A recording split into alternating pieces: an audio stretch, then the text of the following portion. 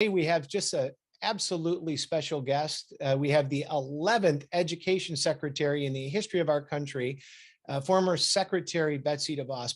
But more than that, Betsy DeVos is just a tireless leader for parents and families and children. I know this firsthand. I've had the privilege of knowing the secretary for decades. I actually got involved when she was running for national committee woman, and got to serve with her when I was in the legislature when she was the state party chair in Michigan. And she's just a delightful person and so committed, and she's withstood so much. You're going to hear some amazing things coming out from the secretary too. She's not retired. She has written a book, Hostages No More. How's that for a provocative title? She's going to tell us about why she called it that. It's going to talk about her time. As we all know, President Trump nominated her to be the Secretary of Education.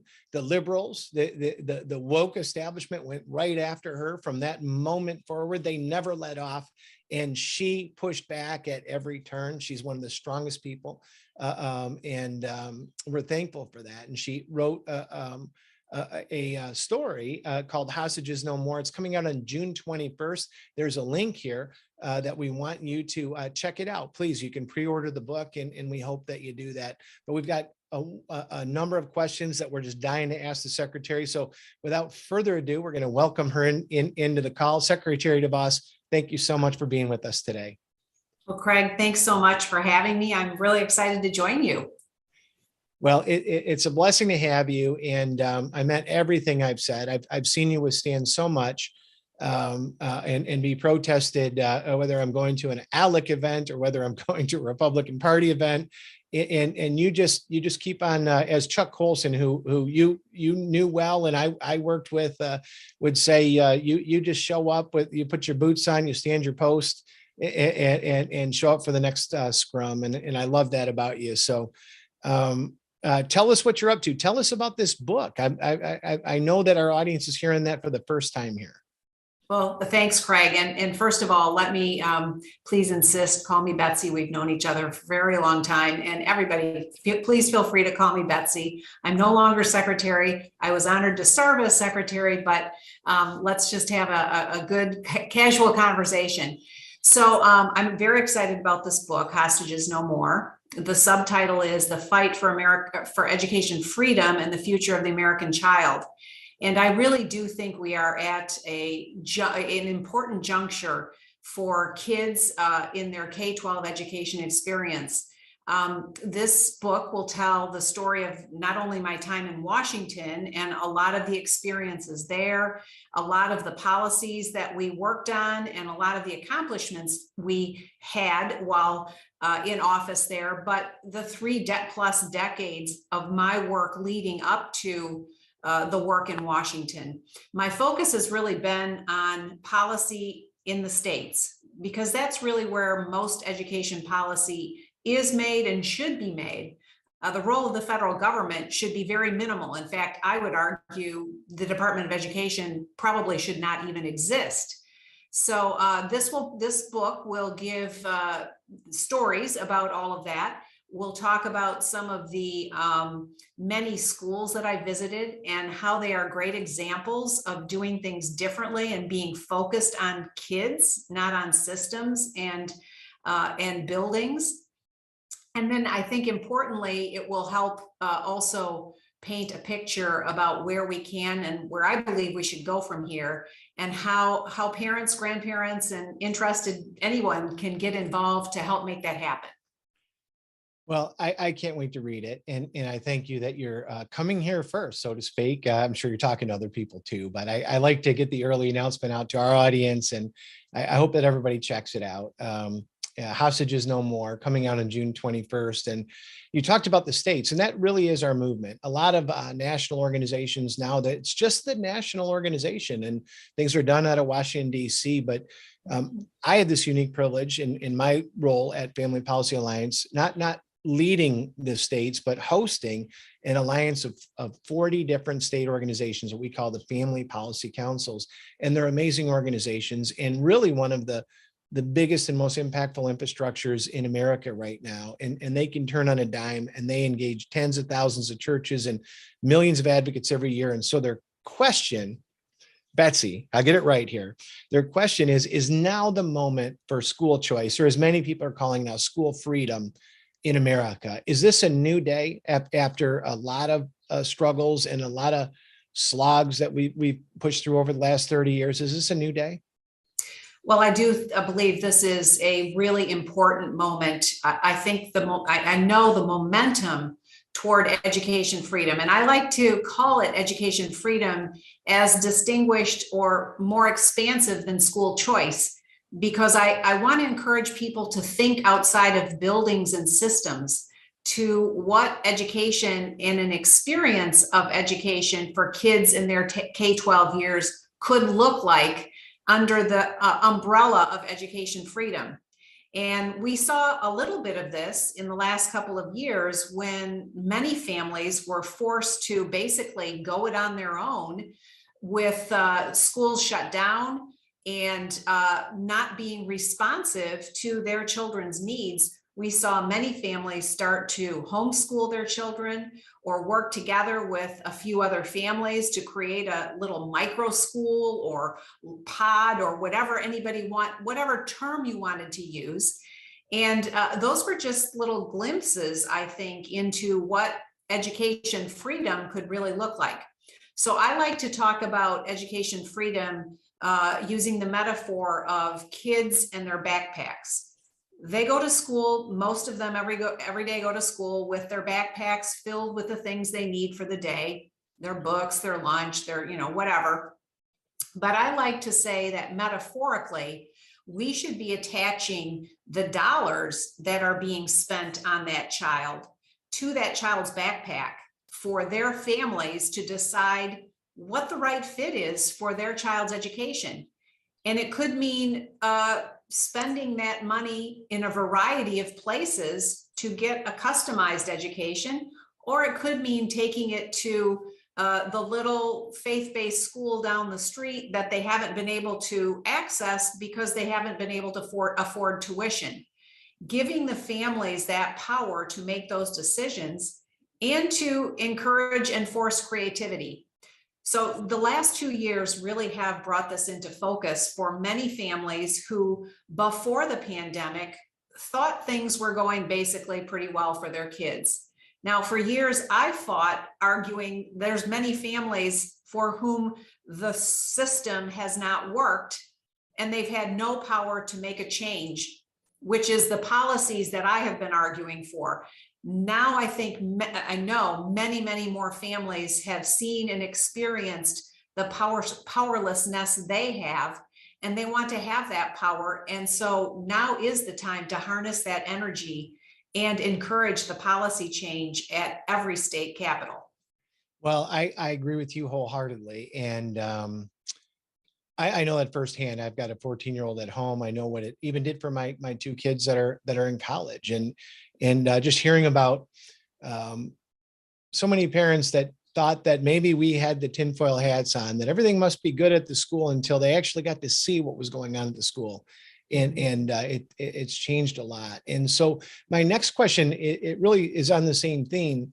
Some of our state organizations have told me, Betsy, that they're having trouble with Republicans, with conservatives that campaign on these things of freedom, and then they get in power and they say, well, wait a second, I got a call from the superintendent, or I got, what's your advice for state legislators in this environment, in some of our reddest states that are yet to pass school freedom with those dollars that you're talking about, like Indiana and West Virginia and some other states are starting to do, that haven't been able to do it in some of the other red states? Well, first of all, I like to remind state legislators that families, parents, the public actually supports this in a very significant way. Every poll that's been taken in recent months, and in fact years, the support for education freedom and empowering parents with those resources has continued to grow. So no matter how you cut it, the support for this is nearly 3 out of 4 people in our country. Now, I don't know how you ignore that and say, I can't support that because I'm a fearful. I do know how, though, because I've had to face the opposition of the system every day I've worked to make these policy changes.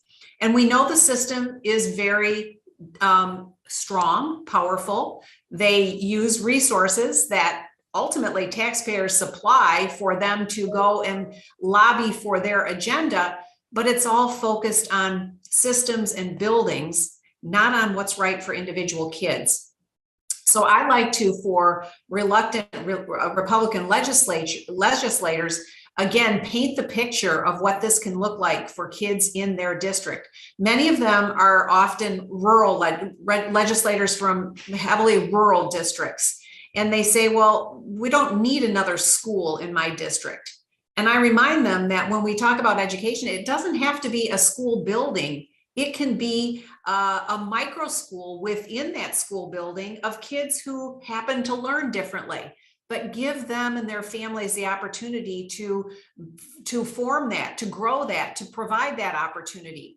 Or it could be a virtual course that you take with the best instructor somewhere in the world, a course that your school can't possibly hope to provide with a teacher live in a classroom. There's a lot of different ways to look at it. And there are a lot of different ways to accomplish it. The key is, if you stay focused on doing what's right for individual kids, you're going to land with families and in support of policy change to open up this playing field for everyone.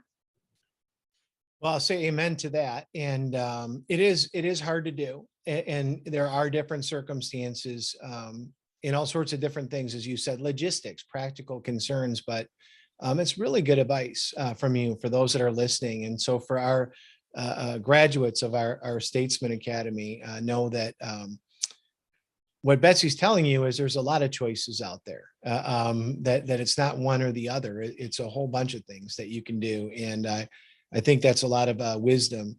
I want to switch gears just a little bit, but before I do that, I want to encourage everybody who's watching this. I want you to like this. I want you to share it. This is very important. Believe me, people are not looking at education of children as a partisan issue. They're not looking at it as right versus left or who's going to be the next president. They're looking about right now, today, about what's going on in their child's life. And they're angry, they're scared, and they want to know what's going on. So please share this video with your friends, like it, comment, and please come back. It's a privilege to have Secretary DeVos with us. And as you know, we have a lot of guests on this show, but we want you to share this video with your friends. So, Betsy, you fought your whole life. This is a little bit different, but it's related to schools, but in a way, it's bigger than schools. Title IX. You've been a champion for girls and women's rights throughout your whole life.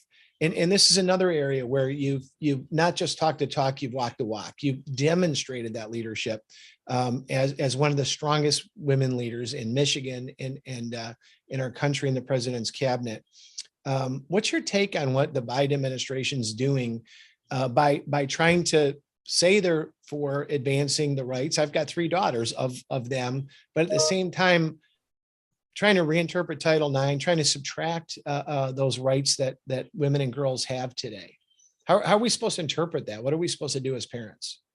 Well, it's hard to rationalize or, bring any kind of sense to what the Biden administration seems to be bent on doing, and that is to return to what the Obama administration had done later in the second term of President Obama. And that was, as I'm sure all of you are familiar, issuing a Dear Colleague letter to every education institution as to how they needed to handle allegations of sexual misconduct. And what it did was basically take away due process rights and cause all kinds of confusion and imbalance and unfairness for individuals involved in any of those situations. Now, I should say categorically, any kind of sexual misconduct and assault is absolutely abhorrent, and we would hope that we would not have to address these things. but they do happen. The question is, what do you do when they do happen to ensure that everyone is treated fairly? So we went through the very lengthy process of regulating for Title IX for this type of situation in educational campuses. And what we did was listen carefully to every side of the issue. We listened to those who had brought complaints and were survivors, and what had worked and had not worked. We listened to those who had been falsely accused. We listened to administrators who are sitting on these campuses trying to figure out how to navigate the rules that the Obama administration put down. And what we have ended up with the regulation that now has the force of law. And now the Biden administration is threatening to come and re-regulate. It really is incomprehensible why they would do so and what they would hope to change from the very thoughtful, balanced approach that we took to ensure everyone's rights are respected. And that in a case where individual has a complaint to bring forward, they remain in control of the process and decide how invasive or non-invasive it's going to be for themselves, and what they want to, how they want to see it go forward, and at the same time ensuring that everyone's rights are respected. And so I hesitate to really think about what the Biden administration may come out with, because it makes zero sense to change the regulation that we so carefully went through, and young women are going to be harmed in the process if some of this is upset. Yeah, and it's a shame, and that's why I wanted to bring that up. And in a similar but different vein, in your book, and by the way, thank you for tuning in, those of you on social media, those of you in our audience that are watching this. We want you to share it. We want you to check out Secretary DeVos has a book coming out June 21st, and it is called, I want to get this right, I was going to say prisoners, hostages no more. It's even harsher than that, hostages no more, and it talks about her time, not just as the Secretary of Education, but throughout her career of fighting for school freedom and other very important causes in our country. And it's our privilege to have her here today. And also to ask you this next question, that we're seeing, what's been described as a parents' rights movement, which isn't necessarily entirely accurate, because in some cases, parents don't want parents, having their kids doing goofy stuff in the schools too. But we're seeing that parents are rising up, whether it's in Virginia, in Loudoun County, and with the great effect it had on that governor's race. We're seeing it where they say, well, that's just a bunch of white Republican elitists. And then we see it in San Francisco, where it's a 6.7% Republican minority majority city, vote 75-25 to throw out their woke school board. So we have school board students, Betsy, and what should they be doing? As you said, the federal government, this is not the federal government's job. It's not even really the governor's job to do.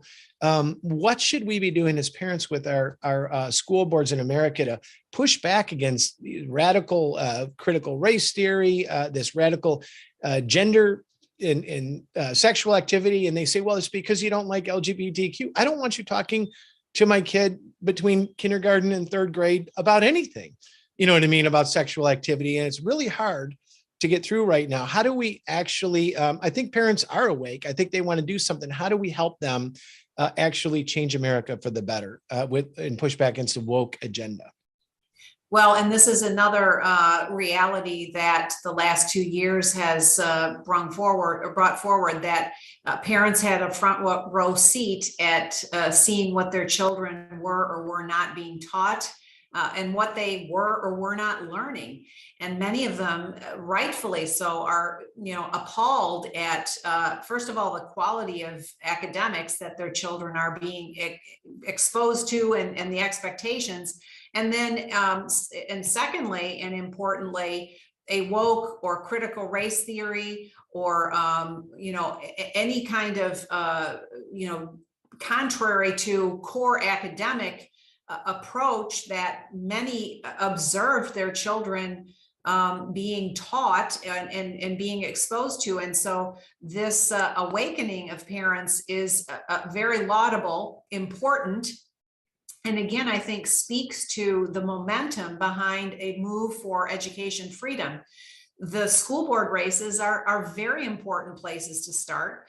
School board meetings, to go and have parents express what they're concerned about and ask questions, and hold their school boards and schools accountable.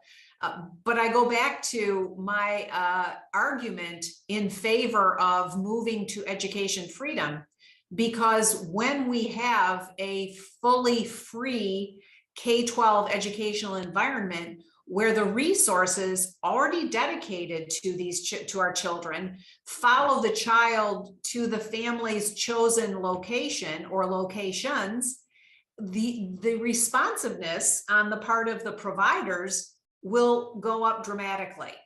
And that is, we see that anywhere where there are options and alternatives. You have to be good and keep getting better in order for people to want to buy your product or your service. And so that is the fundamental argument for going toward educational freedom policies, is to unleash the creativity that will result, and then to have the accountability that is inherent in a freedom framework. Well, I am so happy that you've been able to be with us on this show. We're going to move here soon to some other questions, but I have one more for you. How important as a state party chair, and I know that the Republican Party's changed a lot since you were state party chair and I was speaker in Michigan, but how important are the family policy councils, from the view that you had as education secretary and as somebody who's supported so many other nonprofits and advocacy organizations and sat on boards of directors of the work of our audience. We have more than 250,000 people that we're sharing this with, and that's before we get to the states that have organized millions more. How important is this audience to the type of work that you've done and what we're trying to do to bring about school choice in America? Well, I think it's critically important, Craig. And I just want to say thank you to all of you who are listening to this, who are part of this network and this organization, and for the work that you do to get the word out on issues that are of utmost importance to the family and the future of the family.